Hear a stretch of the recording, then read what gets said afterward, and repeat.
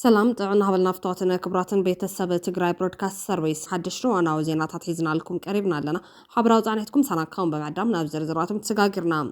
መንግስቲ ኢትዮጵያ ምስ ኤርትራ ናብ ድርድር ንምእታው ዝኽእሉ እማመ ወግዓዊ ገይሮም እዚ ንቢቢሲ ሓዊስካ ብዙሓት ማዕኸናት ዜና ዝቀባበልዎ ዘሎ እማመ እቲ ንምዕራብ ትግራይን ጸለምትን ጎቢጡ ዕጡቋት ዘሰልጥን ዘሎ ስርዓት ባድመ ሓዊስካ ዘሎ ከባቢታት እውን ምስ ዓሰብ ንለውጣ ከውዕሉ ሃቐነ ከም ዘሎ እዩ ዘመልክት ብዝርዝር ክንሪአና ዶክተር ደብረጽዮን ገብረሚካኤል ዓይኒ ቁርጠምን ዝብል መግለፂ ውፅኦም ሳልሳይ ወያነ ትግራይ ህወሓት ብጉልበት ስልጣን መብሓቱ ብልጽግና ግዛትን ትግራይ ብሓይሊ ጎቢጡ ምቕጻል ኣውጊዞም መረፃ ኢትዮጵያ ዲፕሎማስያዊ ክሳራ ገጢሞሎም ኣብ ሶማልያ ዝተዋፈሩ ዓቀብቲ ሰላም ኢትዮጵያ ብሰንኪ ሕፅረት መሃያ ብሓደጋ ወዲቖም ብኻልእ ዜና ሓለፍቲ ትካል ገንዘብን ዓለም IMF ሓዝውን ዋጋ ቅርሺ ብዝኸፍአ ክሓስር ትእዛዝ ከም ዝሃቡ ፍሊጦም እዚ ሓደገኛ ትእዛዝ ዘምጽኦ መዘዝን ዘሸቓሎም ኢትዮጵያውያን ድማ ከቢድ ተቃውሞ ይስምዑ ኣለዎም ጋዜጠኛ መድን ገብረስላሴን ስታሊን ገብረስላሴን ነቲ ኣብ ትግራይ ይግበረሉ ዝተባሃለ ግፋ ተቃዊሞም ትካል ሰብኣዊ መሰላት ቀዳምነት ንሰብኣውነት ብወገኑ ሓቅነቱ ምርመራ ይካየድ ምህላው ፍሊጦም ኢሳያስ አፈወርቂ ኣሜሪካን ዘቕረበትሉ ሕቶ ምሕዝነት ገዲፉን ነብሱ ምስ መራሕቲ ኢራንን ቬንዙዌላን ምምዳቡ ሕቶታት ተበጊሶም ኤርትራውያንን ኣሜሪካውያንን ዝርከብዎም ተንተንቲ ፖለቲካን ኣምባሳደራትን ድማ ስጋት ኢሳያስ እንታይ ምዃኑ ክገልጹ ጀሚሮም ኣለዉ ብኻልእ ዜና ንሱዳን ናብ ገሃነም ዝቐየሩ ሱዳናውያን ጀነራላት ናይ ሰላም ዘተጀሚሮም መራሕቲ ኢትዮጵያን ከለዉ ንትግራይ ካብቲ ዝተፈጸመ ጽንተት ዘይተኸላኸሉ መራሕቲ ትግራይ ድማ ኣብ ዶባት መናሰይ የጋጩ ከም ዘሎ ተሰሚዑ ዝገርመካ ትናትና ብጣዕሚ ውሑድ ሓይሊ ኮይኑ مسكت تخفنا سراوات داركا بقدرس بتنهاتو مس كنا خلص حدا غانتا وزي يخون تناتنا وحل سوي تسيدس ويلو نما مكورتو هاي مالت كلتا ساعات 3 ساعات زتواغ توحد تحيد وتناتنا سراوات غانا رداتون كيمصلا خله حدا سو يقصل حدا سو نسوات يكفل كابتم حرام ريتون كابتم لا ኢትዮጵያ መከላከያ ሰራዊቱን ማዕት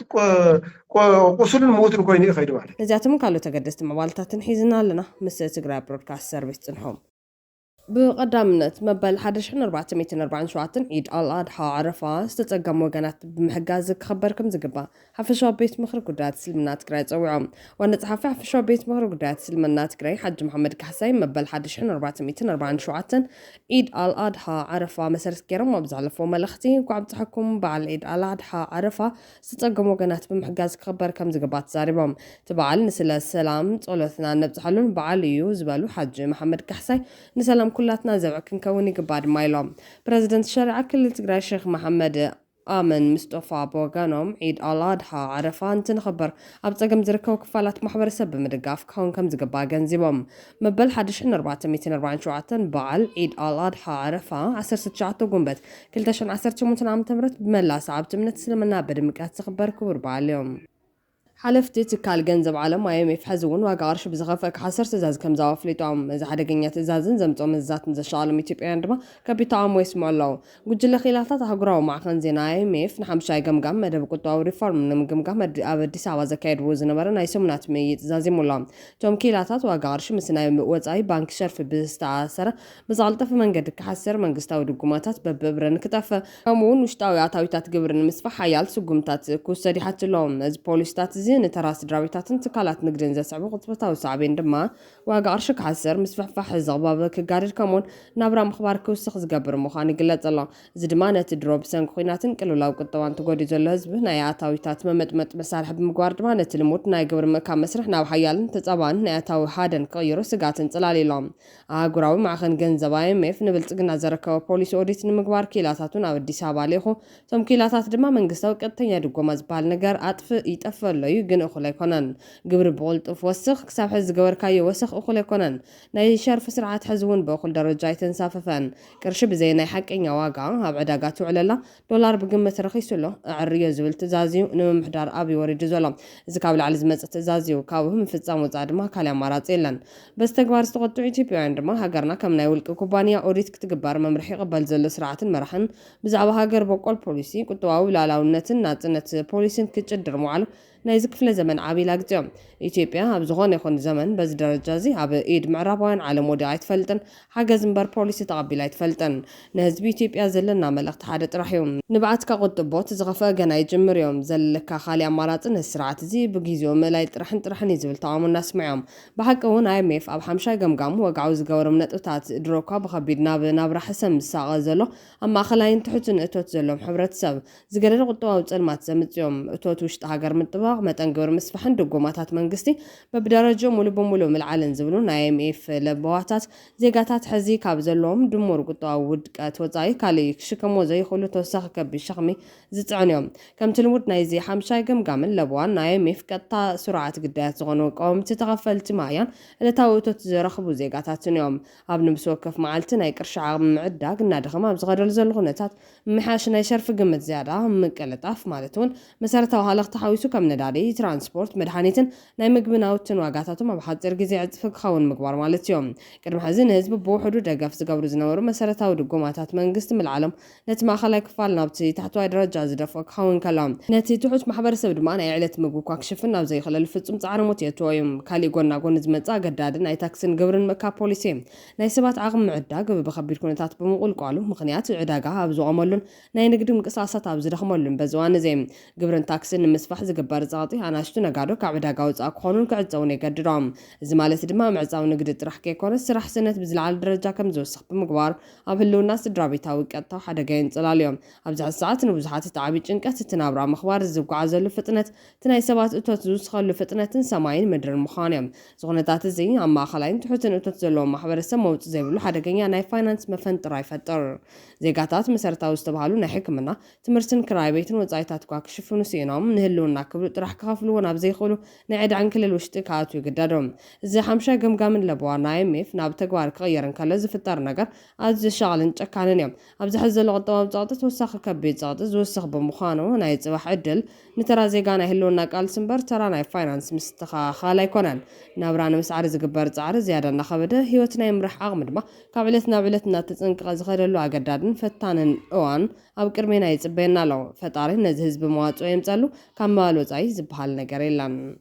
بخالي زينا بصوماليا استوفر عقب سلام إثيوبيا بسنك حزرت مهيا وحدقا ودعم مابوان كنا تقرأي منقس إثيوبيا بعقب سلام زنور تقارب من نتنفلي كوزوم كالو بفلاي بسودان زنبرو قفعتات كفت عموما كم زرعنا الزكاريو حزر ما تمسترف في إثيوبيا بسنك تسرعات مسيزبون قرواب تنزخط لزول حدقيا بوليسي ثم عقب سلام ناي أب حدقا مودعامي زنقار زلام فولت غازيتا ديس ستاندارد أبزرقو حزينا بكرنا أفريكا زلو جيوبوليتيكا مكفالن حزرت باجتن هلو حيل تتعقب سلام أب حدقا يودعام لكول تبتي والله زي حالة فلكات إثيوبيا سوماليا مادشا منقول علوت مكوننا ستدران سلان كلتين هاجرات دحرس تجاورزتهم أب تحت عاوشوا من وفروا سرايت مكل حال هاجر إثيوبيا زملكت نايس مريت مكان كم استسمع مجلس أمنيرم يكون بريتو لوخ كتال زغون عبي ناي فاينانس زمر قاعد مويزان حم أب زحل في مسكر مع منقو حبرات منقستاتن حبرات أفريقيا كجبر زنورو ناي جنزة وواتي خم مخفال السرار حب مدن قايم مغنيات قدام منستر أبي أحمد حسن شيخ محمود بريزيدنت كينيا ويليام روتون بريزيدنت جيبوتي إسماعيل عمر قليان حاويسكا زبوان مراحتين فاينانس أوسم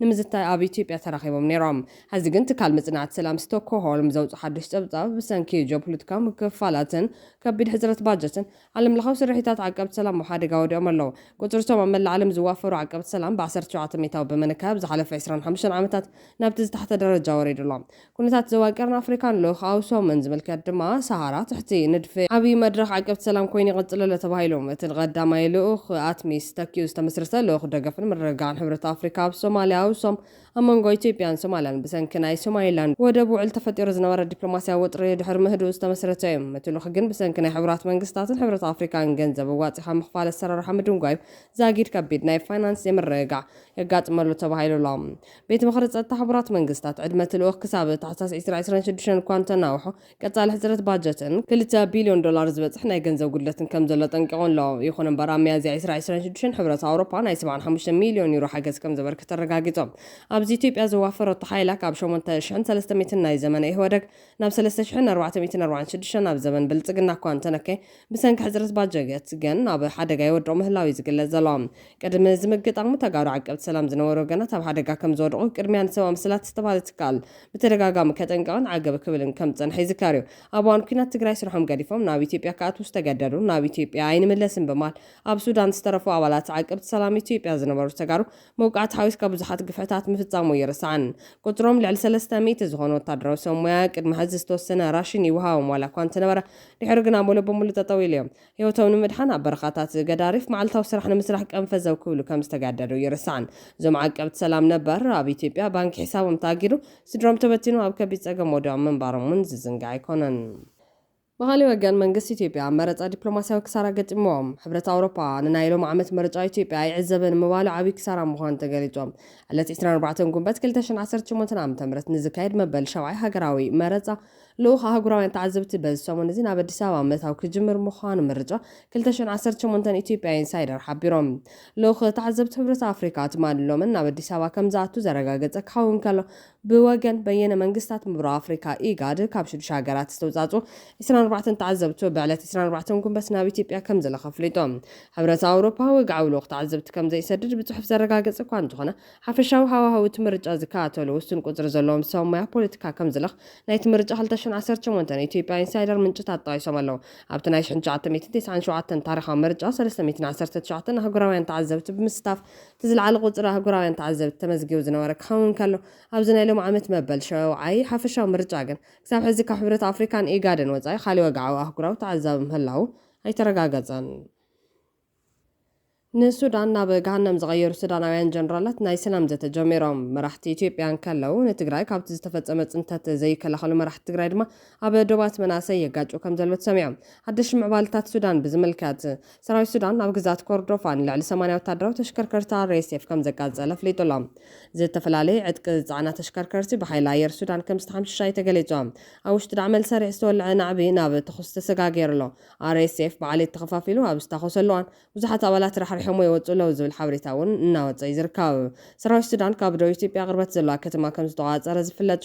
ከም ጸብጻብ ሱዳን ትሪቡን ሰራዊት ሱዳን ንቤንሻንጉል ጉሙዝ ቀረባ ርሕቀት ዘለዎን ከተማታት ሱዳን መንዚዕሎ ኣብ ብልጽግና ሓያል ራዕዲ ከም ዝተፈጠረ እውን ጸብጻብ ሚድያታት ዓረብ ይገልጽ ኣለዋ ብልጽግና ብኣንፈት ቤንሻንጉል ጉሙዝ ምስ ዳዕመል ሰሪዕ ተዋሪዱ መጥቃዕቲ ምፍናው መንግስቲ ሱዳን ምፍላጡ ይዝካር ሓዚ ምዕራባውያን ከም ተወትሮ ዝገብርዎ ኣብ ትግራይ እውን ዝተረኣየ መንግስትነት ዝተዋፀረ ሓይሊ ልዕልና ምስ ረኸበን ኣብ ዘተቀመጡን ዝተንጠልጠለ ስምምዕ ሰላም ክገብሩን ኣዚዞም ኣለዉ ብመሰረት እዚ ድማ ሱዳናውያንን ፖለቲካውያንን ዕጡቃትን ሓይልታት ኣብ ናይሮቢ ናይ ሰላም ዘተካየድሎም ኣብ ሱዳን ዝካየድ ዘሎ ግጭት ንምብቃዕን ሰላም ንምምላስን ዝዓለመ ናይ ሰላም ዘተ ዝተፈላለዩ ሱዳናውያን ፖለቲካውያን ሰልፍታት ሲቪል ማሕበራትን ዕጡቃት ምንቅስቃሳትን ዝሳተፍሉ ኣብ ናይሮቢ ተጀሚሩ እዮም ኣብ ሓድሽ ሃገር ንምህናፅ ዝተመስረተ ሱዳናዊ ኣዋጅ መትከላዊ ሓይልታት ኣብ ትሕቲ ዝብል ስም ዝተኻየደ ኣኼባ ዓብደላ ሓምዶክ ዓብደልዋሒድ መሐመድ ኣልኑርን ያሲር ኣርማንን ዝርከብዎም ሓያል ፍሉጣት መራሕቲ ተረኺቦም እዮም ከምኡ ሃብ ቃል ሰራዊት ሓርነት ሱዳን ዝገለጹ እንተኾይኑ እቲ ኣኼባ ኣብ ህልው ፖለቲካዊ ኩነታትን ቀጻልነት እቲ ግጭትን ዘተኮረ እዮም እቲ ኺዳን ኣብ ሱዳን ወታደራዊ መፍትሒ የለን በማል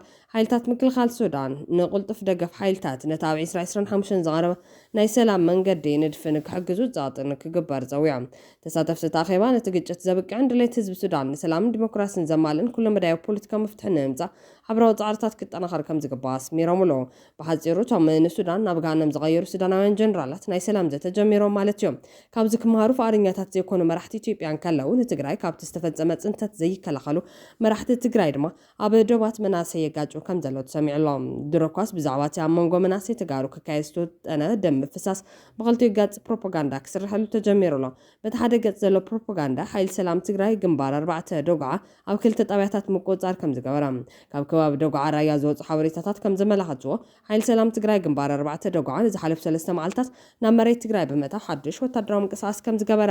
ኣብቲ ዝተገበረ ምንቅስቃስ እቲ ሓይሊ ኣብ ከባቢ ዲንቃን ከባቢያን ዝርከባ ክልተ ስትራቴጂካዊ ጣብያታት ሙሉእ ብሙሉእ ተዋፂሩ ከም ዘሎ እቲ ናብ መሬት ትግራይ ናይ ምእታው መስርሕ ንዝሓለፉ 3 መዓልታት ብተኸታታሊ ዝተፈጸመ እዩ ኣብ ከባቢ ዲንቃ ዝርከቡ ክልተ መዋቕሪ ጣብያታት ከተማታትን ገጠራትን ተዋፂሩሎም ዝሓድሽ ምዕባለ እዚ ኣብቲ ከባቢ ኣብ ዝርከብ ማሕበረሰብን ምምሕዳራዊ ማሕበራትን ጽቡቕ ዝበሃል ተቐባልነት ከም ዘሎ ይገለጽ ኣሎ ዝብል ፕሮፓጋንዳ ዝንፋሕ ዘሎ ኮይኑ በቲ ካሊእ ገጽ ድማ ሓይልታት ሰሓራ መሬት TPF ካብ ወረዳ ዛታ እንሰሒቦም ብ16 ጉንበት 2018 ዓ.ም ሩባ ጽላረ ሰጊሮም ናብ ከባታት ዶቃል ዳሮን ድንቃን ዝኾኑ ቦታታት ወረዳ ዛታን ናብ ምጭምጫን ግሸመላኩን ናብ ዝበሃሉ ንኡስ ወረዳ ማይ ማዕዶን ምስ ሓይሊ መከላኸሊ ሃገር ብርባዕተ ኤፍኤስአር መኪና ክሳብ በለቃን ሩባ ግብያን ምእታዎም ገሊጾም ነይሮም ነሲዕቡ ድማ ምስ ቲዲኤፍ ብ17 ጉንበት 2018 ዓ.ም ካብ ንጎ 2 ሰዓት ክሳብ 7 ሰዓት ከም ዝገጠሙ ካብ ክላሽን ክሳብ ዶሽቃታት ዘሳትፉ ግምንባሩ ብድሕሪ እዚ ድማ ሓይልታት ሓራ መሬት ካብ ጥባያታት ወረዳ ዛታ ለቂቆም ማዕዶ ሰገር ሩባ ጽላርን ሩባ ጅልዋና ምስ በዝሒ ቁፅሪ ዘሎም መከላኸያ ዓስኪሮም ምህላዎም ኣረጋጊፅና ዝብል ፕሮፓጋንዳ ይዝንፋሕ ዘሎም እዚ መሰከፊ ፕሮፓጋንዳ ነቶም ካብ ዕንወት ሕድሕዳዊ ኩናት ሱዳን ዘይመሃሩ ከም መክሰብ ዝቁፀር እኳ እንተኾነ ንመላእ ህዝቢ ትግራይን ንለባማት ፈተውት ትግራይን ብዓብዪ ድማ ንኣዴታትን ኣቦታትን ትግራይ ዝሕዝን ንምስምዑ እውን ዘሰክፎ ወረ እዩ ይትረፍ ኣብ መንጎ ግደፉ ትብሎም ሃገር ዘይብሎም ተጋሩ ኣብ መንጎ ሱዳናውያን ጀነራላት ኳስ እዚ ኩሉ ህልቂት ምስ ተፈፀመ ናብ ዘተ እዩ ዘተዘሎም ኣብ ፖለቲካ ዓለም ፖለቲካዊ ዕርቂ ዝብል ሰላማዊ ኣመርን ከሎ ናብ ከምዛ ምሰለ ምጥፋእ ምምራሕ ከም ዓርሲ ቅትለት ዝቆፅርዎ ብዙሓት እዮም ብክልቲኡ ገጽ ዘለዉ ዓበይቲ መራሕቲ ነዚ መንገዲ ዘይመርፅዎ ቂሞምን ህልኾምን ብደም መናእሰይ ክዋፁ ከም ዝደልዩ ብተደጋጋሚ ዘርኣይ እኳ እንተኾኖም ነቶም መናእሰይ ግን ግዳይ ህልኽን ቂምን ካብ ዝኾኑ ንሕድሕድና ይንጠፋን ዝብል መትከል ምእንቲ ክሕዙ ኣብ ፖለቲካ ዘለዉ ኣማራፅታት ፖለቲካዊ ዕርቂ ክፈልጡን በዘቢሎም ካብ ሕድሕዳዊ ግጭት ነብሶም ከድሕኑን ኣመር ፖለቲካዊ ዕርቂ ክጥቀምሉ እዮም ለባማት ዝምዕዱ ዘለዎም ፖለቲካዊ ዕርቂ ኣብ መንጎ ሓንቲ ሃገር ዘለዎ ፖለቲካዊ ሓይልታትን ወይ ብሄራት ድሕሪ ዝተፈፀመ ዓመፅን ደማዊ ኩናትን ነቲ ዝነበረ ወጥርን ምጥርጣርን ብምህዳር ወይ ብምውጋድ ናብ ሓበራዊ ምርድዳ ዝሰጋገረሉ መስርሕ እዮም ፖለቲካዊ ዕርቂ ቅረ ጥራሕ ተባሂልካ ምሕላፍ ጥራሕ ዘይኮነስ ሓቃውን ፍትሓውን መሰረት ጌርካ እቲ ዝነበረ ሕማቕ ታሪክ ዳግማይ ከይድጋም ትካላዊ ዝኾነ ምፍታሕ እዮም ዓይነታት ፖለቲካዊ ዕርቂ ብዝምልከት ኣብ ዝገር ፍትሒ ማለት እውን ዕርቂ ብኸመይ ከም ዝካየደን ዕላምኡን መሰረት ምግባር ኣብዞም ዝስዕቡ ይምቃል እዚ ዓይነት ዕርቂ እቶም ክልተ ተጻረርቲ ወገናት እቲ ደማዊ ምፍሳስ ኩናት ደው ይበል ኢሎም ናይ ስምዕ ሰላማዊ ኣነባብራን ሕግን ንምቕባል ዝግበር መሰረታዊ ዕርቂ እዩ ትሑት ማለት እውን ቃላዊ ዕርቂ ልዑል ዕርቂ እዚ ዓይነት ዕርቂ ድማ ኣዝዩ ዝዓመቐ ግዜ ዝውስድን ነቲ ዝተፈጠረ ፀገም ብመሰረቱ ዝፈትሕን ሙሉእ ሃገራዊ ፈውሲ ንምምፃእ ዝዓለመ ዕርቂ እዮም ካብቲ ፖለቲካዊ ስምምዕ ሓሊፉ ኣብ መንጎ በዳልን ተበዳልን ሓቃውን ሕልናዊ ተሓታትነት ብዘረን ናይ ካሕሳ ፍጹም ይቅርታን ማሕበራዊ ምሕዝነትን ዝፍጠረሉ መስርሕ ዕርቂ እዮም ንድሕሪት ዝጥምት ዕርቂ እዚ ኣብቲ ሕሉፍ ታሪክን በድላትን ዘተኮረ ዕርቂ ዘጋጠመ መከራን ገሰት ሰብኣዊ ምስላትን ብግልፂ ኣሚንካ ብምቕባል ታሪክ ዳግማይ ከይፍጸም ንምእራም ዝግበር እዮም ነዚ ድማ ናይ ሓቅን ዕርቅን ኮሚሽናት ምቁቋም ምስክርነት ምስማዕን ንግዳያት ናይ ስነ ኣእምሮኣዊ ሓገዝ መሃብ እዮም ንምፃይ ዘጥምት ዕርቂ ድማ እዚ ድማ ናብቲ ሕሉፍ ታሪክ ጥራሕ ካብ ምፅራይ ሓሊፉ ንመፃኢ እውን እዚ ሃገር ብኸመይ ትነፅ ከመይ ዝበለ ዲሞክራሲያዊ መዋቅር የድለየና ብዝብል ሓሳብ ንመፃኢ ወለዶ ዝረብሕ ሓበራዊ ራእይ ንምንዳፍ ዝግበር ዕርቂ እዮም እዞም ኣማራፅታት እናሃለዉ ብዝተፈላለዩ ምክንያታት ተሓልፍ ነፍሲ ዝቆስል ኣካል ትግራዋይ ዝሕዝን እዮም እቲ ፅሑፍ ናብ ትግርኛ ክትርጎም ከሎ ከም ዝስዕብ እዩ ኣብ ጉዳይ ዕርቂ ሓበሬታ ዝተወከስናሉ መርበብ ሓበሬታ ሓፈሻዊ ፍልጠትን ፅሑፍን ሞራላዊ ክልሲ ሓሳብ ፖለቲካዊ ዕርቂ ናይ ኮሊን መርፊ ከነመስግን ንፈቱ ሰላም ንህዝብና ብኻልእ ሓበሬታ ኢሳያስ ኣፈወርቂ ኣሜሪካን ዘቕረበትሉ ሕቶ ምሕዝነት ገዲፉን ነብሱ ምስ መራሕቲ ኢራንን ቬንዙዌላን ምምዳቡ ሕቶታት ተበጊሶም ኤርትራውያንን ኣሜሪካውያንን ዝርከብዎም ተንተንቲ ፖለቲካን ኣምባሳደራትን ድማ ስጋት ኢሳያስ እንታይ ምዃኑ ክገልጹ ጀሚሮም ኣሎ በዓል ናጽነት ኤርትራ ኣብ መላእ ውሽጥን ደገን ዝርከብ ኤርትራዊ ከም ወትሩ ኣብ ዝተፈላለየ ስምዒት ኮይኑ ዝጽንበለ ኮይኑ መደረ ኢሳያስ ኣንጻር ኣሜሪካ ግን ሎሙን ኣጀንዳ ኮይኑ ቀፂሉ ኣሎ ብመሰረት እዚ ድማ እቲ ናይ ቀደም ናይ ኣሜሪካ ተሓጋጋዚ ሚኒስትር ወፃኢ ጉዳያት ኣፍሪካ ዝነበረ ቲቦር ናጂ ንኹነታት ኢሳያስ መልኪቱ ዘርግሖ ጽሑፍ ምስ ኣሜሪካ ምትዕራቕ ናይ ኢሳያስ መወዳእታ የቀላጥፎ ክብል ይገሊጹ ዘሎ እቲ ናይ ቀደም ናይ ኣሜሪካ ተሓጋጋዚ ሚኒስትር ወፃኢ ጉዳያት ኣፍሪካ ዝነበረ ቲቦር ናጂ ንበዓል 35 ዓመት ናጽነት ኤርትራ መልኪቱ ዘመሓላለፈ መልእኽቲ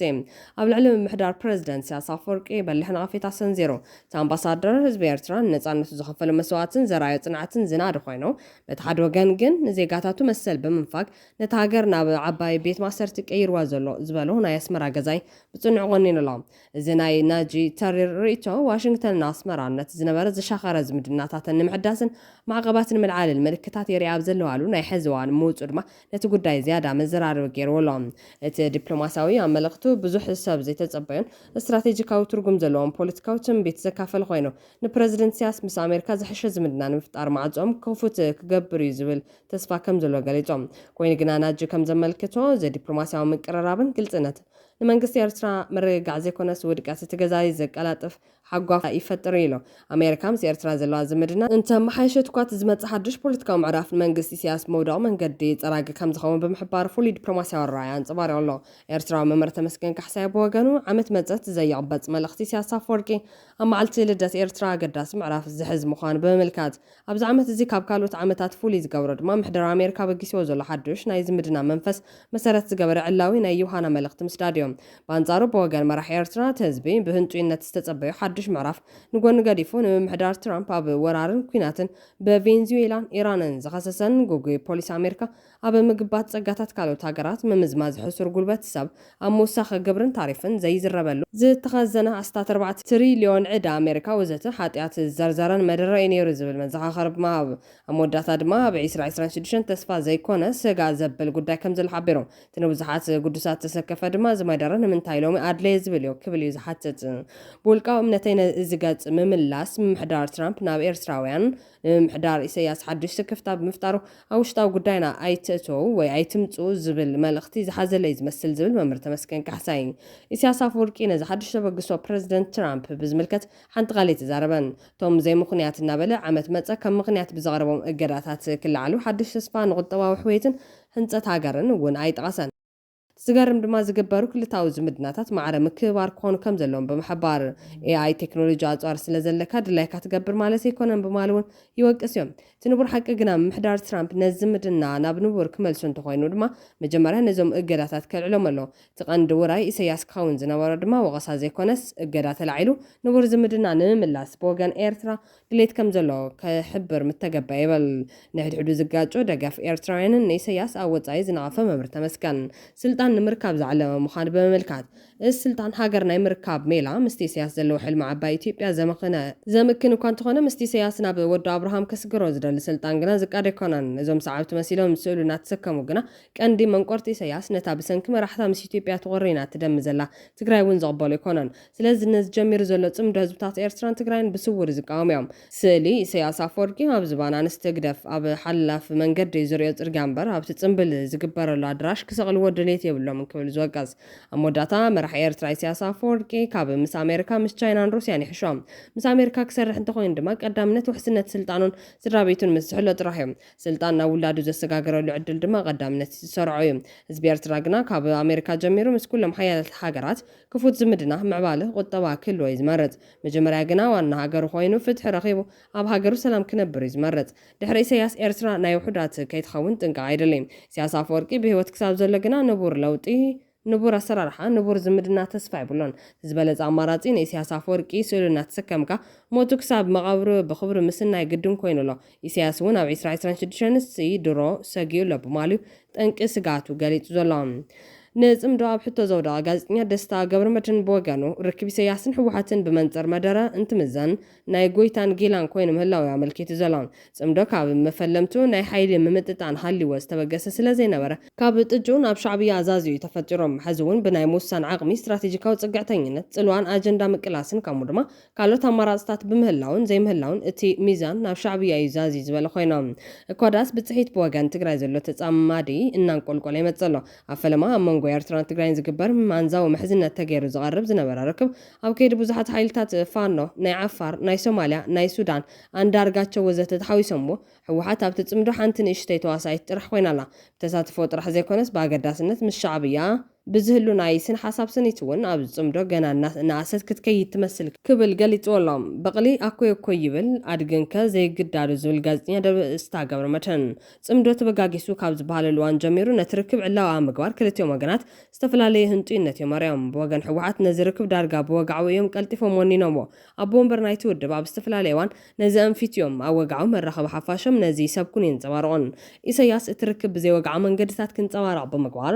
ኣብ ወግዓዊ ተረኹ ግን መደናገሪ መሪጾም እትርክብ ካብ ጅመር ኣብ ዘካየዶም ክልተ መደረታት መዓልቲ ነጻነት ኮነ ቃል ምሕተት ነዚ ርክብ ኣይተዛረበሉን ጥራሕ እንተይኮነስ ንዑ ዘንፍት ዘረባ ከይህሉ ተጠንቂቑ ክሓልፎ ኢና ርኢና ኢሎም። ኣብ መወዳእታ ዘይተቐየረ ቅዋም ኢሳያስ ዝበሎ ድማ ብወገን ትግራይ ኮይኖም ነዚ ጽምዶ ዘሳስዩ ሰባት በዝርክበ ቢልካ ሃገረ ትግራይ ምውላድ ይካል ክብሉ ጸኒሖም። በአንጻሩ ኢሳያስ ኣፈወርቂ ነዚ ዝጸባ ሓሳባት ብተደጋጋምን ብግልጽን ቋንቋን ዝዛረበሉ ዘሎም ኣብ ናይ ሕዚ መድረክ እንዲ ናይ ዜግነት ሃገር ምህናጽ ብዝተፈላለየ ስማት ብሔር እንዳ ሃይማኖት ወዘተ ሕብረተሰብ ብጽልያት ተፋኒልካ ኣብ ዝብል ዘረቡ ዘመልከቶ ናይቲ ዝጸንሐ መርገጺ ማጸልታ ንኢትዮጵያ ከም መፍታሕ ዝርዮ ዜግነታዊ ሃገርነት ክታንጽ ከም ዝኾነ ዘብርህ ክብል ገሊጹ ዘሎ ኣብ ዝሓለፈ ዓመት ኣብ ወርሒ ሓምለ ገይርዋ ኣብ ዝነበረ ቃል ምሕትት እውን ኢሳያስ ንሉዓላውነት እተን ብኻርታ መግዛት ዝተፈጠረ ሃገራት ኣፍሪካ ምድፋእ ሓደሽቲ ሃገራት ንምፍጣር ዝግበር ሃቐነታት ከመይ ሓደጋ ምዃኑ ተዛሪቡሉ ነይሩ ብተመሳሳሊ ኣብ ጋዜጣ ሓዳስ ኤርትራ ኢትዮጵያ ሃገርነትን ሃገራውነትን ኣብ መስቀላዊ መንገዲ ብዝብል ኣርእስቲ ኣብ ዝተጻሕፈ ተኸታታሊ ነዊሕ ሓተታ መሬት ኢትዮጵያ ይኹን ኣፍ ደገ ባሕሪ ኤርትራ ብምቑርማም እቲ ምስረት ሃገረ ትግራይ ቀደም ሕጌ ሎሞ ድማ መንግስቲ ኤርትራ ከፍቀደ ዘይሕሰብ ይብል ሕዚ እውን እዚ መርገጽ እዩ ብወግዒ ዝንጸባረቕ ዘሎ አንዳርጋቸው ጽጌ ወራሲ ሓሳብ ኢሳያስ ምዃኑ ዝገልጽ ጋዜጠኛ ደስታ ገብረመድህን መርገጽ ኢሳያስ ኢትዮጵያ ከይትበታተኸት ዜግነታዊ ሃገር ክታንጽ እንተኾይኑ ሓቀኛ ጽምዶ ዝቕጽል እንተኾይኑ ምስ ኢትዮጵያ ክህሉ ብዘኽእል ምምሕያሽ ርክባት እንተዘይተኸሊፉ ኢሳያስ ኣብ መወዳቱ ምስ አንዳርጋቸው ዝገብሮ ከም ዝኸውን ምግማት ይካል ፋኖ ንምቃለሲ ዝጥቀመሉ ናይ ኣምሓራ ብሔራውነት ገዲፉ ኣብ ኢትዮጵያ ዘለዎ ልሂቅ መሰጎሚ ፖለቲካ ዜግነት ሕጽቦ ዝግበረሎም ብልጽግናን እዮም ሓቀኛ ጽምዶ ምስ ኢሳያስ ክፈጥሩ ዝኽእሎም ነዚኣ ድማ አንዳርጋቸው ከም ማእኸላዩ ኣብ ወሳኒ ሰዓት ክብል ጉዳይ ጽምዶ ህዝቢ ምስ ህዝቢ ግቡእ ኮይኑ ፖለቲካዊ ስልሒት ግን ጥንቃቐ ዘድልዮም ምዃኖም ፊትሎም ብዙሕ ሰብ ዘይስተውዓሎ ኣብቲ ናይ ፕሬዚደንት ኢሳያስ መደረ ምልሻ ዝብል ቃል ነይሩ ወይ ነታ ቃል ሃገራዊ ሰራዊት ብምፍራስ ብምልሻ ናይ ምትካእ ኸይዲ ደው ክብል ኣብ ዘተሓሳሰበሉ ኣካል ናይቲ መደረ እዩ ተጣይሙሎም ብሕቡእ ጽምዶ ብኣደባባይ ድማ ምልሻ ዝብል ዘረባ ኢሳያስ ነቲ ሽርክና ጽቡቕ እዮም ዕላማና ንምግሃድ ምስ ኩሉ ንሻረኽ ኣለና ዝብል ዝጸንሐ መርገጺ እውን ዘንጸባርቕ እዮም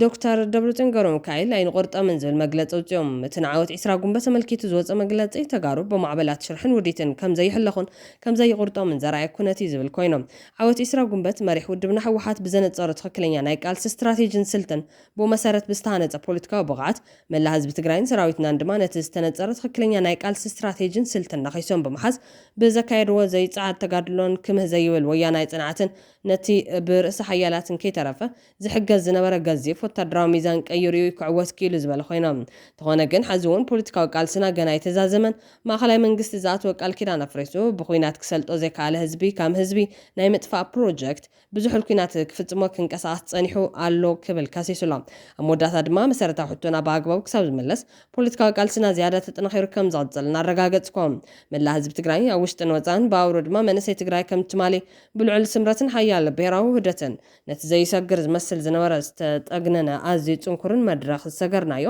ሕዚ እውን ሚስጥር ዓወትና ዝኾኑ ክብርታት ቃልስን ዓቂብና ንህልው መድረኻዊ ጠለባት ዝምጥን ፖለቲካዊ ንቕሓትን ድልውነትን ዓጢቕና ኣብ ጎኒ መንግስትና ሰራዊትናን ውድብ ሕወሓትን ከም ማይን ፀባን ረቢብና ፖለቲካዊ ቃልስና ተጠናኺሩ ክቐጽል ይጽውዕ ክብል ጸዊዕሎም بخالي حورتا مرحنة سالساوية نسكرايب زوجو مجلسين حوحات بقولبات سلطان مبحاتو سرعة إثيوبيا حزب نجزات تجراي بحيل قوبيتو معطالو أو جيزولا مجلس بهراو مرحنة سالساوية نسكراي كم زمان لخطو كاوجون بتعسرت حمشة كسو عسرت شو عتقل تشون عسرت شو متنام تمرات انتخابات لسلسة معلتات جورة زنها سرعة عاقبة استفلالي وسنتات بمحلاف زازيمون بهراو مرحنة ودب أو سرعة عاقبة بعد جندتات أبزحزوم قدرات بزرزر بمئات درخت أنفتاتون عميت عيلهم تودب هلو كنتات تجراين كوابينا بزرزر زرعي خوينو حدا قاعدة بنا كوينات اللي زخون وانين صلالو كم زلون تجري عودة كوينات الزبون حرش داون كوينات تخون له حدا جنيا كونتات في الطرم هلاو عتق حيل حوحات بقلبات سلطان مبحاتو سرعة إثيوبيا حزبن جزات تجري بحيل قوبيتو موصالو حوحات زفت مزلو قدور وتدرع عسكرنا مالت ونقفان كالو تزامت قداتن بزرزر بمرعي أنفتو عميت عيلهم سالساوية تجري سرعة إثيوبيا زغط زلو قوبتان حزبن جزات تجري إلون كل كلام هيان مسيرتها وشغطاتن بتركم زقالوسان بهراون جزاتون حدنا تجرين مرققات حزون قال شو تنخير كم زلزللو أسميرو لزبال خوينام بغالي مدعي مخالف مسيرتها حغافين قبول منجست مخانو بترقاقام زمسكرة عطوق هاي الحوحات حقام بوليتكان قبول نتسيولو منجستي متياشو ملات حزبنا كخونو نزقبا كم زخونة زامن بيراو مرحنة ودرنا زي بشم مملاس تمرت منجستي سلطان زبحات حيلي سالساوية نتقرأي أفلوتو كم زيهبام بش منجستي زعلفو مسانتاتن تكبراتن حقاونتن قبولنتن كم زيولهم دما كتحساسب يفوتو كبل قالي تولام وسوق دما زحيلي أبستفل على كوابتات تقرأي جمير وزولا قفا مناسين نبارات تقادلتن دو كبل بتبقنا تحساسبهم إذا هزبنا نابشغلت زاتو حرقينيا تكبار دو كساب زبل ودبنا بوليتكاون دبلوماسيون قالسوز بلد كم زحيل نفلتام أبز مداي ملات هزبنا بفلاي من إسي تقرأي ኣብ ጎኒ ሳልሳይ ወያነ ትግራይ ኮይኑ ቃልሱ ከጓሃር ይጽውዕ ኢሎም ኣብ ሰማይ ትግራይ ደበና ኩናት ካብ ዘንጸላሉ ጸኒሕሎ ብፍላይ ብተጸራሪ ወገን ኮይኖም ናይ ኩናት ምድላው ዝገብሩ ዘለዉ ሓይልታት ትግራይ ደምነት ደቂ ብሄር ንምትራፍ ጉዳይ ትግራይ ብብሄራዊ ዘተ ዕርቅን ልዝብን ክፍታሕ ድፊት ክገብሩና ጽዋዕና ኩናት ብፍላይ ኣብ መንጎ ደቂ ትግራይ ዝግበር ኩናት መንገዲ ብተናን ጥፋትን ብሄረ ትግራይ ከም ዝኾነ ብምማን ኩሉ ወገን መንገዲ ሰላም ስኽነትን ዘተን ክመረጽ እንተሓሳስብ ክብል ይገሊጽ ዘሎ ኣብ መወዳእታ ድማ ምስ ውድብ ናጽነት ትግራይ ናጽነት ናብ ዝለዓለ ብርኪ ዝበጽሐ ምስረታ ግንባር ውድብ ናጽነት ትግራይ ኣብ ዝቐረባ ዝተወሰነ ውሳነን ምዕዋልታቱን ስዒቦም ህዝብና ተስፋ ዝገበረሉ ሓደ ብሄራዊ ደንበ ትግራይ ናይ ምፍጣርን ረብሓታት ብሄረ ትግራይ ናይ ምኽባርን ስራሕቲ ከይኹለፍ ንረብሓ ብሄረ ትግራይ ጥራሕ ኣብ ዝውዕሉ ዕዮታት ትኩረት ምግባር ይጠልብ ብምዃኑ እውን ክሳብ ዝኸውን ሓበራዊ ስራሕትና ኣብ ዘለዎ ደው ክብሉ ብሄራዊ መሪሕነት ውድብና ዝወሰነ ኮይኖም ውድብ ናጽነት ትግራይ እዚ ጉዳይ ደጊሙ ክርእየሉ ዝኽእለሉ ዕድል ከም ዘሎን ሓበራዊ ስራሕትና ከም ንቐጽሎን ብምትእማን ኢሎም መንግስት ኢትዮጵያ ምስ ኤርትራ ናብ ድርድር ንምእታው ዘኽእሎ እማመ ወጋዑ ገይሩ ኣብ ዘመነ ቀዳማይ ሚኒስትር መለስ ዜናዊ ምስ ኤርትራ ንምድርዳር ዝተፈላለዩ እማመታት ይቐርበሉ ከም ዝነበረ ዝዝከር ኮይኑ መንግስቲ ኣብይ ኣሕመድ ድማ ንባድመ ሓዊስካ ከባቢታት ትግራይ ንድርድር ይብሎም ኢንስቲትዩት ጉዳያት ወጻኢ ኢትዮጵያ ኣብ ዘውፅኦ ሓድሽ መግለጺ ኣብ ውሽጣዊ ጉዳያት ዘይምትእታው ዘውሕዝ ፀጥታዊ ስምምዕ ንስግረ ደባዊ ንግድን ቁጠባዊ ወፍሪ ዝገዝእ ምርድዳም ከምኡውን ንኢሚግሬሽንን ጥርናፈ ቤተሰብን ዘመሓድር ስምምዕ ክትግበር ኣሚሙ ብዛዕባ ፖለቲካን መሪሕነትን ኤርትራ እውን እቲ ጽሑፍ ደቂቕ ትንተና የብሎ ኣብ ንቢቢሲ ሓዊስካ ብዙሓት ማዕኸናት ዜና ዝቀባበልዎ ዘሎ እማመ እቲ ንምዕራብ ትግራይን ጸለምትን ጎቢጡ ናይ ኣምሓራ ዕጡቓት ዝስልጥን ዘሎ ስርዓት እቲ ብሸነኽ ኤርትራ ዘሎ ከባቢታት እውን ምስ ዓሰብ ንለውጣ ከውዕሉ ሓቐነ ከም ዘለዎ እቲ እማመ ዘመልክት ጽማኦ ሰነድ እማመ ኢንስቲትዩት ጉዳያት ወጻኢ ኢትዮጵያ ከም ዝስዕብ ትሕዝቶ ዘለዎ እዮም እዚ ሰነድ ከም ዝሕብሮ ዋላ እኳ ኣብ ዝሓለፈ እዋናት ናይ ሰላም ፈተነታት እንተገበሩ ኣብ መንጎ ኢትዮጵያን ኤርትራን ዘሎ ዝምድና መሰረታዊ ዘይርግዓት ዝመልኦ ኮይኑ ይቐጽል ኣሎ ይብል ከም መግለፂ ትካል ዘቕለሉ ኣብዚ ናይ ሕዚ ፖለቲካዊ ዘይምስምዕማዕ ጥራሕ ዘይኮነ ስነ 10 ዓመታት ጸንሐ ዓሚቕ መዋቕራዊ ጸገማት ዘንጸባሪቑም ናይ ጸብጻብ ቀንዲ መጠንቀቕታት ጸብጻብ ቀርኒ ኣፍሪካ ናብ ሓደገኛ ኩነታት ይኣቱ ከም ዘሎ ይገልጽ ምኽንያቱ ክገልጽ እንከሎ ድማ ኣብ መንጎ ኢትዮጵያን ኤርትራን ዘለዎ ውጥረት ዳግማ ይውስኽ ኣሎ ስምምዕ ፕሪቶርያ እናዳኸመ ይኸይድ ኣሎ ከምኡውን ናይ ስግረ ደባዊ ግጭት ዳግማይ ክባራዕ ዝኽእለሉ ዕድል ኣሎ ይበል እቲ ትካል ከም ዝማጎተ እንተኾይኑ ካሊእ ወግን እንተተላዒሉ ዓበይቲ ሳዕቤናት ከስዕብ ይኽእል እዮም ንሳቶም ድማ ሰብኣዊ ሓደጋታት ቁጠባዊ ዕንወት ዞባዊ ዘይርግዓት ኣብ መስመራት ንግዲ ቅሕሓር ዝፍጠር ቅልውላው ከምኡውን ንዕጡቓት ጉጅለታትን መርበባትን መዘዋወርቲ ኮንትሮባንድን ዝኸፍት ዓብይ ዕድል ከም ዘሎ ይገልጽ እዮም እቲ ሰነድ ከም ዘስምራሉ ኣብ ውሽጢ ኢትዮጵያ ዘሎ ሰላም ሙሉ በሙሉ ክቕጽል ዝኽእል በዓላተን ኢትዮጵያን ኤርትራን ናብ ነባሪ ስምምዕ ክበጽሓን ከለዋ ጥራሕ እዮም እቲ ትካል ኣብ መንጎ ክልቲአን ሃገራት ዝነበረ ሰላማዊ ዝምድናታት ውሑድ እዩ ነይሩ ይበል ከም መግለፂ እትማመ ኤርትራ ናጽነታ ቅድመ ምርካባ እውን ከይተረፈ ዘይምትእማን ነይሩ እዩ ዝምድና ጸኒሑ ናብ ተደጋጋሚ ናይ ንሕንሕን ወታደራዊ ግጭታትን ዕንክሊል ተቐይሩ እቶም ናይ ዕርክነት እዋናት ናይ ሕወሓትን ህግደፍን ከምኡውን ኣብይን ኢሳያስን ማለት እዩ ጊዜያውያን ነይሮም እዚ ድማ ኣብ ክንዲ ኣብ ድልዱላት ትካላት ዝምርኮሱ ኣብ መንጎ መራሕቲ ብዝነበረ ውልቃዊ ምቅርራብ ጥራሕ ዝቆሙ ስለ ዝነበሩ ይበል ጸብጻብ ከም ዝሕብሮ ብዙሓት ትንተናታት እቲ ግጭት ስለምንታይ ከም ዝተፈጠረ የብርሁ እምበር ከመይ ጌርካ ነባሪ ሰላም ክነጽ ከም ዝከኣል ብዕምቆት ዝትዩ ውሑዳት እዮም ይበል ናይቲ ቅልውላው ሰለስተ መዋቕራዊ ጠንቅታት ብመሰረት እቲ ናይ ኢትዮጵያ ሰነድ እቶም ጠንቅታት ዝስዕቡ እዮም ናይ ኤርትራ ፖለቲካዊ ስርዓት እቲ ሰነድ ነቲ ናይ ኤርትራ መንግስታዊ መዋቕር ብጽኑዕ ይነቕፎም ንኤርትራ ከምዚ ኢሉ ይገልጻ ኣዝዩ ውልቃዊ ዝኾነ ምሕደራ ዘለዋ ንልዕሊ 30 ዓመታት ብሓደ መራሕቲ መሓደር ብዘይ ቅዋም ወይ ሕገ መንግስቲ ብዘይ ንጡፍ ፓርላማ ወይ ድማ ብዘይ እተሓተመ ሃገራዊ በጀት እትሰርሕ ሃገር ክብል ነቀፍ እቲ ጸብጻብ ነዞም ዝስዕቡ እውን የጉልህዮም መወዳእታ ዘይብሉ ወታደራዊ ሃገራዊ ኣገልግሎት ሚስጥራዊ ወይ ዘይቁልዕ ፖለቲካዊ ርክባት ዝተሓተ ንግድን ወፍረን ዘለዋ ሃገር ከምኡውን ኣብ ናጻ ምንቅስቓስ ሰባት ዝተነበሩ ከበድቲ ቀይድታት ዘለዋ ሃገር ኢሉ ይኸሳም እዚ ኩነታት እዚ ምስ ጎረባብቲ ሃገራት ንቡርን ነዊሕ እዋንን ዘለዎ ዲፕሎማስያዊ ዝምድናታት ንምስራት ኣጸጋሚ ከም ዝገብሮ እቲ ኢንስቲትዩት ይማጎት እዮም ሕሉፋት ናይ ዕርቂ ፈተናታት ዝፈሸሉ ምክንያት ድማ ናይ ኤርትራ ምሕደራ ንክፉትነት ወይ ግልጽነት ከም ናይ ጸጥታ ስጋት ስለ ዝርአዩ ይብል እቲ ጽሑፍ ናይ ኤርትራ መራሕቲ ዘለዎም ናይ ጸጥታ ስጋታት ጸብጻብ ከም ዝገልጾ መራሕቲ ኤርትራ ንሉዓላውነትን ህልውናን ሃገሮም ዝምልከቱ ሓደጋታት የስግዎም እዮም ይብል ከም መግለፂ ትካል ነዞም ስጋታት እዚኦም ናይ ኤርትራ ፖለቲካዊ መንነት ሓደ ኣካል ኮይኖም ኣለዉ ናይ ኢትዮጵያ ምርግጋዕ በዓሉ እኳ ብሰበስልጣን ኤርትራ ከም ስትራቴጂካዊ ሓደጋ ተገይሩ ዝረኣየሉ እዋን ኣሎ ይብል ሰነድ ነዚ ስጋት እዚ ምስዞም ዝስዕቡ እውን የተሓዞም ቁጠባዊ ምንቁልቃል ናይ ህዝቢ ስደት ከምኡውን ናይ ዲሞግራፊ ዓቕሚ ምቕናስ ምዃኖም የመልክት። እዛ ኣተሓሳስባ እዚ ናይ ኤርትራ ካብ ምትሕግጋዝ ናብ ምፍጣጥ ከም ዝደፋፋ ትትካል ይገልጾም። ኢትዮጵያ እውን ብዛዕባ ናጽነት ኤርትራ ዝተኣሰሩ ዛጊድ ዘይተፈትሑ ቅሬታታት ከም ዘለዋ ተጸብጻብ ይሕበር። ንሳቶም ድማ ብዛዕባ መስርሕ ሪፈረንደም ናጽነት ኤርትራ ዘለው ክትዓት ኣብ እዋን መሰጋገሪ መንግስቲ ኢትዮጵያ ኣብ ዝተወሰኑ ውሳኔታት ዘሎ ዘይምዕጋብ ከምኡውን ቀጥታዊ ናይ ባሕሪ በሪ ብምስኣን ዘሎ ዓሚቕ ቅሬታ እዮም ይበል። እዞም ጉዳያት እዚኦም ክሳብ ሕዚ ኣብ ውሽጢ ኢትዮጵያ ንዘሎ ፖለቲካዊ ሪቶን ኣብ ልዕሊ ኤርትራ ዘሎ ህዝባዊ ኣረኣያን ይጸሉ ከም ዘሎ ትሰነድ ይረድም። እቲ ጸብጻብ ከም ዝሕብሮ ኤርትራ ኣብ ውሽጢ ኢትዮጵያ ንዝንቀሳቐሱ ዕጡቓት ጉጅለታት ምስ ሕወሓት ዝተኣሰሩ ሓገዝ ትበላ ዝብል ክስ ኣሎ። ከም መግለፂ ትካል እዚ ኩነታት እዚ ኣብ ልዕሊ ስምምዕ ሰላም ፕሪቶርያ ጸቕጢ ፈጢሩሎም ኣብ መንጎ ኣዲስ ኣበባን ኣስመራን ዘሎ ዘይምትእምማን እውን ኣጋዲድዎሎም። ሰነድ ከም ዝገልጾ ኢትዮጵያን ተግባራት ኤርትራ ካብ ምትእትታው ክትቆጻጸሮን ከላ ኤርትራ ብወገና ኢትዮጵያ ንገማግም ባሕሪ ኤርትራ ሕዚ እውን ድሌት ኣለዋ ኢላ ትሰጊ ይብል። በዚ ምክንያት ክልቲኦም ወገናት ኣብ ናይ ሓበራዊ ጥርጣረ ዕንክሊል ከም ዘለው ትካል ይሙግት እዮም። እቲ ናይ ኢትዮጵያ ሰነድ ኣብ መወዳእታ 3 ዓንዲ ማእኸላት ዘሎ ናይ ሰላም ሓሳብ ወይ እማመ ሰላም ኣቕሪብሎ። ቀንዲ ፍረ ነገር ናይ ዝእማመን ነዊሕ እዋን ዝኸይድ ናይ ሰላም መዋቕር ማእኸል ዝገበረ ምዃኑ እውን ይጠቀስ። ዓንዲ ማእኸል ሓደ ኣብ ውሽጢ ኤርትራ ዝግበር ውሽጣዊ ለውጢ ምዃኑ ይጠቀስ። ነባሪ ሰላም ንምምጻእ ኣብ ውሽጢ ኤርትራ ባዕላ ደረጃ ብደረጃ ምምሕያሽ የድሊ ይብል እቲ ትካል። ንሱ ድማ መወዳእታ ዘይብሉ ወታደራዊ ኣገልግሎት ከብቅዕ፣ ናይ ምሕደራ መዋቕራት ምምሕያሽ፣ ህዝባዊ ትካላት ዳግማይ ምህናጽ ከምኡውን ናይ ሃገር ቀዳምነታት ካብ ቀጻሊ ወታደራዊ ምድላዋት ናብ ሰላምን ድሕነትን ዜጋታት ምቕያር ከም ዘድሊ ገሊጹሎም። ታገዳሲ ነጥቢ ሰላም ንክሰፍን ኤርትራ ግድን ናይ ምዕራባውያን ዲሞክራሲ ክትከውን ኣየድልያን እዩ ዝብል እቲ ናይ ኢትዮጵያ ሰነድ ክግመት ዝኽእል ምሕደራ ዝስርሑ መንግስታዊ ትካላት ከምኡውን ካብ ጸጥታ ጥራሕ ዝተሰረተ ፖለቲካዊ ስርዓት ወፃኢ ምዃኑ ይብል። ኣብ መንጎ መራሕቲ ዝህሉ ውልቃዊ ዕርክነት ጥራሕ እኹል ከም ዘይኮነ ጸብጻብ ገሊጹሎም። ንኣብነት ካብ ናጽነት ኤርትራ ክሳብ ኩናት ኢትዮ ኤርትራ ዝውላዕ ዝነበረ እዋን ከምኡውን ናይ ኣብይን ኢሳያስን ናይ ቅድሚ 8 ዓመታት ናይ ሰላም ምቅርራብ እዞም እዋናት እዚኦም ጽቡቕ ናይ መራሕቲ ዝምድና ንግዜኡ ፍታሕ እኳ እንተምፁ ጸኒሑ ግና ክፈርስ ከም ዝኽኣለ ኣብነታት እዮም ይብል። ስለዚ ትካል 5 ትካላዊ ስምምዓት ይቐርብ። ናይ ደቡብ ኢትዮጵያን ኤርትራን ዝምልከት ንግዜያውነት ዝኸውን ናይ ደቡብ ፍታሕ ብምሃብ ወታደራዊ ግጭት ምክልኻል ከም ዘድሊ ይገልጽ። ናይ ጸጥታ ውሕስነታት ኢትዮጵያን ኤርትራን ሓንቲ ነታ ካሊእ ንዘይምውራር ስምምዓትን ነዚ ዝከታተሉ መዋቕራትን ምዝርጋሕ ኣድላይ ምዃኑ ይጠቅስ። ቁጠባዊ ምትሕግጋዝ ንንግዲ ወፍሪ ኢንቨስትመንት ከምኡውን ንስግረ ደባዊ ንግዲ ዝኸውን መዋቕር ምፍጣር፣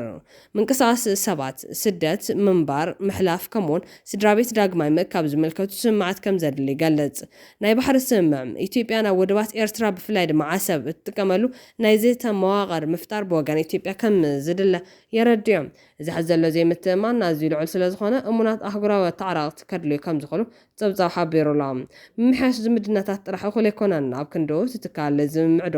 ድሕሪ ካልኣይ ውግእ ዓለም ኣብ መንጎ ፈረንሳይን ጀርመን ዝተገበረ ናይ ዕርቂ መንፈስ ዝሰዓበ ነዊሕ እዋን ዘለዎ ትካላዊ ምሕዝነት እዩ። ከም ዝበለ ምትሕጋዝ ሉዓላውነት ሃገራዊ ካብ ምስኣን ንላዕሊ ንረብሓን ነባሪ ሰላምን ሓበራዊ ብልጽግናን ቀርኒ ኣፍሪካ መሰረት ክኸውን ይኽእል ይብል። እቲ እማመ ናይ መወዳእታ መጠንቀቕታ እውን ኣሚጡሎም። ትጸብጻብ ስምምዕ እንተዘይተገይሩ ክመጽእ ዝኽእል ሳዕቤን ብምሕባር ይድምድም። ኣብ ኤርትራ ዝፍጠር ዘይተሓሰበ ቅልውላው ነዞም ዝስዕቡ ሓደጋታት ከምጽእ ይኽእል እዮም። ኣብ ቀይሕ ባሕሪ ዝፍጠር ዘይርግዓት ናይ ስደተኛታት ውሕጅ፣ ዘይሕጋዊ ምስጋር ሰባትን ኣቑሑን ምስፋሕ፣ ናይ ዕጡቓት ጉጅለታት ምንቅስቓስ ምስፋሕ ከምኡውን ኣብ ኣህጉራዊ መጓዓዝያ ባሕሪ ዝፍጠር ዓብይ ስጋት ስለዚ ትካል ንመንግስታት ኣህጉራዊ ውድባትን ማሕበረሰብ ሓፈሻን ነዚ ናይ ዘተ ነዊሕ እዋን ዘሎ ናይ ሰላም ህንፀትን ክድግፉ ይጽውዕ። ኣብዚ ንትግራይ ኣገዳሲ ዝኾነ ነጥቢ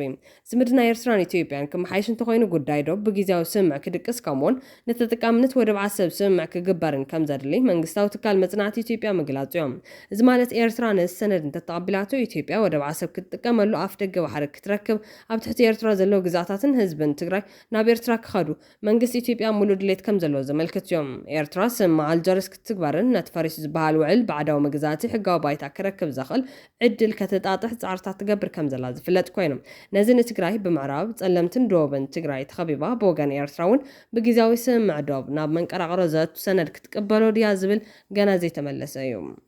ኣብ መወዳእታ ጋዜጠኛ መድህን ገብረስላሴን ስታሊን ገብረስላሴ ነቲ ኣብ ትግራይ ይግበረሎ ዝተባሃለ ግፍዓት ተቃዊሞም ትካል ሰብኣዊ መሰላት ቀዳምነት ንሰብኣውነት ብወገኑ ሓቅነቱ ምርመራ የካይድ ምህላው ኣፍሊጡ። ትካል ሰብኣዊ መሰላት ቀዳምነት ንሰብኣውነት ኣብ ትግራይ ብልዕሊ መናእስያ ተገዲድካ ዓስክርና ምልመላ ይግበር ከም ዘሎ ዘመልክቱ ብዙሓት ሓበሬታታት ይበጽሑና ኣለዉ ብማል ሓቅነቱ የጻሪ ከም ዘሎ ኣፍሊጦም። ኣብ ትግራይ ብልዕሊ መናእስያት ናይ ግዱድ ዕስክርና ምልመላ ይግበር ከም ዘሎ ዘመልክቱ ብዙሓት ሓበሬታታት ይበጽሑልና ኣለዉ ዝበለት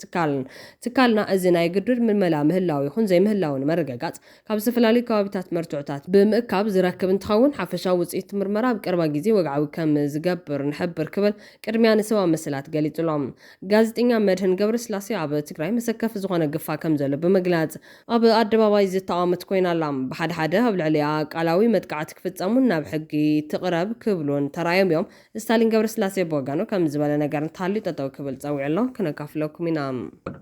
በቃ ምግፋፍዶ ግፋዶ እዚ ሕጋዊ ይኮነን ዲስካሬጅ ክግበር ኣለዎ በፍጹም ሓደ ትዴፍ ዓቕሚ ተልይዎ ፋይናንስ ተልይዎ እቲ ናይ ትዴፍ ሓይሊ እኮ ኣሎ ክንደይ ናይ ትዴፍ ሓይሊ ሓድሽ ክትገፍፍ ሓድሽ ንዓተጋለል ኢልካ ብስሩስ ናይ ምፍላጥ እንኮ የለካ ጣብያ ምካድ እንኮ የለካ ሰራዊት ትግራይ ኣሎ بحق إن عاتق عليه الكايس نعنده يركع عمله فالسامانجس أي فطن ديزي بس فاينانس استرادر ناي تديف أي قوة مستبري زخدو ناي مكلها سراوي تيب أزنورو 4 منش حواسات عسيرة مزنورو مكلها كسراوي زنورو تنتينا وزخدو تروتا يخبرو قال يخبرو نبتي راي تملسو أتونا قبونا نفلس من أتونا نقولو ما زالت يوم ساعتها نيوكو عزلت نيو تقللت نيوكو ما عايز السنة قدن تحطوا إنه نحنا جون هنجوركم كنحجزكم كنبركت إلهم عبرنا وكحول جولس مع سراوت له نعم كلا سراوت النار تعصيروا من التنقلات إحنا نجف فزواج حتى تقرأ يقولون له أتونا زي له بيخان يركع كم يو باك جراوند خا كم يجزع عمزع ناولو أقولوا له بلامهم قال يوم تسفاوز أو كوف زبر وماله الزين ده هالله بزعوا حدش يقف وقته وقعد خلف يزقبر من السيد تقرأ تتكبر لها كينا حرام ريت ندابل الحاجة هزون نحن حرام ريت تبتن زبل سراوي تقرأ تتكبر لها خيدنا بديها ويدمان كينا بدي شركة حرام ريت تبتن زبل كمنا إنسان كان من أسم كراسة جمدة لأن زي أتوم بزعوا زي قفة زبها نايم زرع مورال اللوم دو تايماتي قفة أو قارس حبوحات 17 ዓመት ቀደም ማንጁስ ኣይ ግዜ خلن እንዳተባሃለ ይምለስ ነይሩ ቀደም ድሓር ንሽተይ ተርሚዕልካ መጻኢ ይበሃል ነይሩ ወይ ድማ ድሓር እምብዝበለ ድማ ናብ ትምህርቲ ወያነ ኣተወ ብገይሮም ዕብዮም ይወስድዎም ሕዚ ከምዞም ህዝብ ሚድያ ኮይኖም ንወደን ጥሩ ኢንተርቪው ናገሩ ዝውዕሉ ዘለዉ ገሊኦም ኣብኡ ዝዓወዩ እዮም ኣብኡ ገሊኦም እውን ናብ ክንፈ ገብረ መድህን እትዮም ኢንቴሊጀንስ ገይሮምዎም ብስርቂ ብገለታት ዝተባረሩ ቆልዑ ኣለዉ ካሊእ ግን ድሓር ኣብቲ መወዳእታ ኣከባቢ ወስን ዝበሃል ነይሩ ዋላ ነርክበሉ ግን ወስን ዝበሃል ነይሩ ወለዲ ጠጠው ኣቢልካ ወለዲ ኣን ዲሞክራቲክ ብዝኾነ መንገዲ ማለት ሽዑ ብዛዕባ ዲሞክራሲ ተወግዕ እውን ኣይኮነን ናይ ህልውና ጉዳይ እዩ ቃሲ እኒዮ ንሃለቃ ፀጋይ በርሀ ክፍለ ህዝብ እንድዮ ነይሩ ንገብሩ ኣስራት ክፍለ ህዝብ እንድዮ ነይሩ ንቤተ በላይ ክፍለ ህዝብ እንድዮ ነይሩ ንመን ድዮም ሽዑ ዝነበሩ ክፍለ ህዝብ ነስታውሶ ነዘከሮ እንድሕድ ከይድና ወለዲ ጠጠው ኣቢሎም نعقم عدام زبصحي ود 18 ዓመት ቆልዓ ወለዲ ጠጠው ኣቢልካ ኪታ ጋደለ ወና ናጋደለ ይመጽ ኩሕዋሓት ጻድቃን ይፈልጦ ይፈልጦን እዚ ምስለካ ይፈልጦ ፈራቃኒ ትግራይ ክንደይ ሰሓበ ጉዳጉዲ ዘለዎ ኣብ ትግራይ 18 ዓመት ኣደይ ግደፍዮ ዋላ ይጋደልን ቢንታለ ዋላ ቀደ 17 ዓመት ኮይ ጋደልን ዝባል ነይሩ ኮይ ኣይጋደልን ቢ ድርቕ ኢሎም ዝተረፉ ኮንዮ ኣነ ዝረኸብኩ ሓበሬታ መሰከፊ حق زرع دسيول أبز أوان زيسي تقرأي سزلات الغنات كلها نردين نرجس جن قدم قدام مالت عبي مقالة سعيدة قدم حزي تقرأي كت جنوسايد نونو يلو أنا سي تقرأي وفيرو زخون مسؤولية خاف الكل تجفي فين ولا مرحب زين ورلو مقدال أبزي يدللو واني يبعل بزي من نقص قاسي كيدو وفيرو مسؤولية خافيلو سلازين من تأيو بأمين كمسز بخائهم مين تبعيلك نافت تدولي زلخا أجن نختم زوزيت خلاص زوزيت كل مخنيات من تبع حيلي زوفر كايبن إسيكا أبي أنا عود جمبر تساعد في يخخ عود هالكا زبل نجارون وعم تعيش مسلسل وزي استوصل النجارين على تنحلف سنة مثلني شيء تقرأي سيب سورو نايم كلاس أجم أيكونن زلوا وخلت مسرت أو قد أيقتي موني تقرأي نايم ريح من تود كتن ناي بوليتيك على ما نسبة يقتي موني هزي زي كمان لسكا كوتاتو نتورنا زي حتى ملسلة كم جمريا كم يجريو خمس ألف كاهو كوتاتو هلا بس تعيز قبر تتلمد كويو مالتي يبلكوا كلكم هذوكو وا نيريو مالت أبيتي إرتلا تورنت سقفان يري بخوتها سلازم يرمي قصص أبزي دحرنا سنة 30 نيرو تايمز كونه خوتها مسرتي يركا تنقصاص كلها كونه بون حفظ قزع نحسكا مالك ازي ناينتاي وصيتي تግራይ ስለ ዘይቃለስ ትግራይ ፖለቲካ አጀንዳ ስለ ዘይውል አይኮነ መራሕቱ ፖለቲካ አጀንዳ ስለ ዘይውሎም በቃ ና ሓደ አካልኩ ትኸዶማ ተረዲኽኒ ፖለቲካ ዓላማ ሒዝካ እንድሕር ካይሲ ፖለቲካ ዓላማ መሰረት ገድ እዩ ዝቃር ረይን እንደሆነ ነገርክ ሕዋሕት 17 ዓመት ብር ተዋቃል ሰካይዱ ብስሩ ባይዘው ተምሕዝ ዘሎ ብስሩ ሕዋሕት ዝባል ሱሪ ፈልጦ ወዲዮም እንድኽትብል 17 ዓመት አሙሉ ትግራይ በሐራ መሬት ገይሩ እናተንቀሳቀሰ ህዝብ ሞቢላይዝ እናገበረ እናእመነ ተሳሊፉ ተቀልሱ በርስ ሕዋሕት ገፊፈ ይኮነ ሃይገፈፈ